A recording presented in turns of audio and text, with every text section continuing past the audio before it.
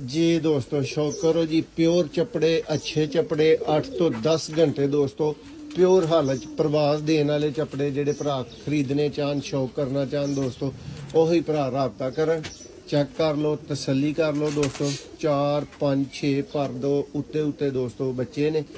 ਪੱਠੀਆਂ ਪੱਠੇ ਨੇ ਦੋਸਤੋ 2 ਅਦਦ ਬੱਚੇ ਨੇ ਇਹ ਦੋਵੇਂ ਤੁਹਾਨੂੰ ਨੀਲੀ ਘੜੀ 'ਚ ਨਜ਼ਰ ਆ ਰਹੇ ਨੇ ਇਸ ਲਈ ਇਹਨਾਂ ਨੂੰ ਵੱਖਰੀ ਘੜੀ ਪਾਤੀ ਹੈ ਠੀਕ ਹੈ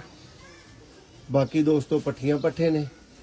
ਤਸੱਲੀ ਬਖਸ਼ ਨੇ ਕਹਿਣ ਦੀ ਜ਼ਰੂਰਤ ਨਹੀਂ ਦੋਸਤੋ ਇਹਨਾਂ ਨੇ ਪਹਿਲੇ ਆ ਜਿਹੜੇ 3 ਪੀਸ ਨਜ਼ਰ ਆ ਰਹੇ ਨੇ ਇਹਨਾਂ ਨੇ ਥੋੜੀ ਜੀ ਲਾਈਟ ਅੱਖ ਕਰਨੀ ਹੈ ਇਹ ਜਿਹੜੇ 3 ਵੱਡੇ ਪੀਸ ਨਜ਼ਰ ਆ ਰਹੇ ਨੇ ਦੋਸਤੋ ਇਹਨਾਂ ਨੇ ਅੱਖ ਜਿਹੜੀ ਹੈ ਡਾਰਕ ਰੱਖਣੀ ਹੈ ਜਿਸ ਵੀਰ ਨੂੰ ਜਿਸ ਤਰ੍ਹਾਂ ਦੇ ਪੀਸ ਪਸੰਦ ਹੋਣ ਜਿਸ ਤਰ੍ਹਾਂ ਦੇ ਪੀਸ ਸਮਝ ਆਉਣ ਫੌਰਨ ਤੋਂ ਪਹਿਲਾਂ ਰਾਬਤਾ ਕਰ ਸਕਦਾ 6 ਦੇ ਦੋਸਤੋ ਪੀਸ ਨੇ 6 ਪੀਸ ਕਿਸੇ ਵੀ ਭਰਾ ਨੂੰ ਦੋਸਤੋ ਇਕੱਠੇ ਨਹੀਂ ਦਿੱਤੇ ਜਾਣੇ ਤੁਹਾਡੀ ਮਿਹਰਬਾਨੀ ਕੋਈ ਵੀ ਭਰਾ ਇਕੱਠਿਆਂ ਪੀਸਾਂ ਲਈ ਰਾਬਤਾ ਨਾ ਕਰਿਓ ਦੋ ਲਈ ਕਰਿਓ ਬੱਚੇ ਬੜੇ ਔਖੇ ਪਾਲਦੇ ਨੇ ਕੱਟੇ ਬੜੇ ਔਖੇ ਜਾਂਦੇ ਨੇ ਤੇ ਫਿਰ ਇੱਕ ਹੀ ਵੀਰ ਅਗਰ ਦੋਸਤੋ ਖਰੀਦ ਲੇ ਤੇ ਉਹਦਾ ਸ਼ੌਕ ਬਣ ਜਾਂਦਾ ਲੇਕਿਨ ਦੋਸਤੋ ਬਾਕੀਆਂ ਦਾ ਫਿਰ ਸ਼ੌਕ ਨਹੀਂ ਹੁੰਦਾ ਤੇ ਚੈੱਕ ਕਰੋ ਦੋਸਤੋ ਖੋਣ ਚੱਪੜੇ ਤੇ ਟੈਡੀਆਂ ਨੂੰ ਵੱਧ ਕੇ ਖਲੋਣ ਕਿਉਂ ਨਾ